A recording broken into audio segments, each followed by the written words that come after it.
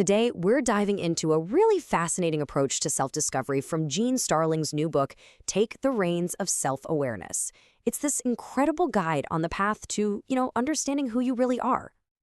So let me just start by asking you a pretty big question.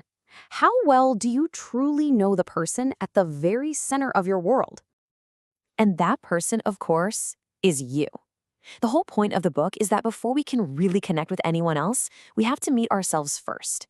And I'm not talking about the version we show everyone, but our actual, authentic self. Okay, so how do we do that? Well, the book introduces a pretty amazing guide for this journey, the horse. And this is where we learn to see ourselves in a completely new light. The thing is, horses are just unbelievably sensitive. They couldn't care less about our job title, our excuses, or the mask we're wearing. They respond directly to our internal state. They're basically an unfiltered mirror for who we are in any given moment. Think about it like this. On the outside, we might be projecting this calm, cool, collected vibe. But inside, we could be a mess of stress or agitation. Well, a horse cuts right through all that. They just reflect back the chaos, the confusion, the disconnection that's really going on under the surface. And when you start paying attention to that reflection, you learn some pretty profound lessons. So let's just touch on 3 core truths that pop up again and again in the book's stories. First up, and this is a big one, your energy is contagious. There's this story about 2 mares, Minnie and Dee, who were just acting totally chaotic. But here's the thing, it wasn't their chaos. They were just mirroring their handler's own internal agitation. It's such a powerful reminder that what we carry inside, others often feel and reflect right back at us. So the goal then is to find what the book calls a state of grounded calm. It's that place of inner clarity, of real stability. It lets you lead yourself effectively, and that's really the only foundation for leading anyone else. All right, the second truth is something we tend to forget, right? The body never lies.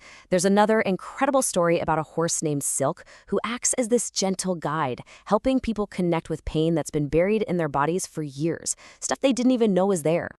The book puts it so perfectly. It says, we carry what we refuse to feel. Our bodies hold stories long after our minds try to forget them. Wow. It just reminds you that real healing often starts when we just learn to listen to what our own bodies are trying to tell us. And the third truth is all about leading with an aligned intention. You've got this story about a horse named Snickers who just wouldn't respond to his handler's commands. And why? Because he could feel the massive disconnect between what she was saying and what she was truly feeling. This brings us to this key idea of congruence.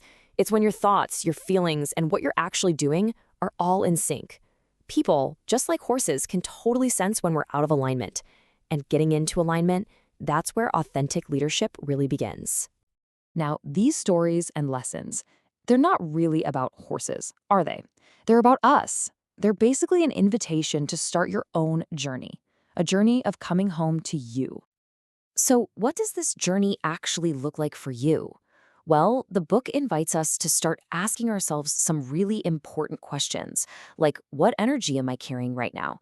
Am I actually listening to my body? Are my intentions aligned before I make a move? Am I being truly honest with myself? And am I trusting my gut? Because in the end, it all boils down to this incredibly powerful idea. How you relate to yourself will shape how you relate to everyone else. That relationship you have with yourself, it is the foundation for every single other relationship in your life. Look, we've only just scratched the surface of all the wisdom packed into this book.